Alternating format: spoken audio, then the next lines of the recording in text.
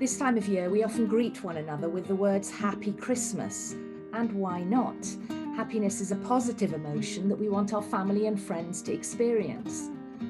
But happiness doesn't always last that long or go that deep. It's a feeling often dependent on our immediate circumstances, on having certain things or being with certain people.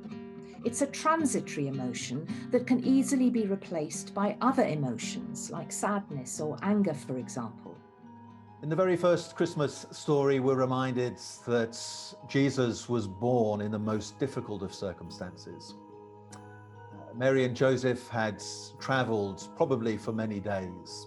They arrived in Bethlehem only to find the place crowded with strangers. The only place they could find was among the animals. And it was there that Jesus was born. Yes, the most difficult of circumstances, and therefore perhaps appropriate for us to be reminded this year that even as we have been through so many difficult circumstances, and many in our communities are grieving and are suffering, so the Christmas story is all about God's entering into that. Now, I know that there's been a great deal of loss and pain this past year, and so many people this Christmas may not be feeling too happy at all. Some will be grieving or unwell, others will be anxious about the future and their financial security.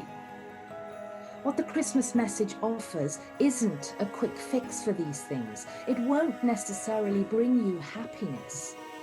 But it is an invitation to experience a deep and abiding sense of joy underlying any of the other emotions that you might be feeling.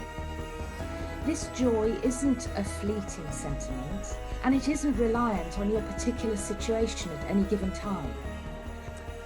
In the church this year, we've been following the theme of comfort and joy.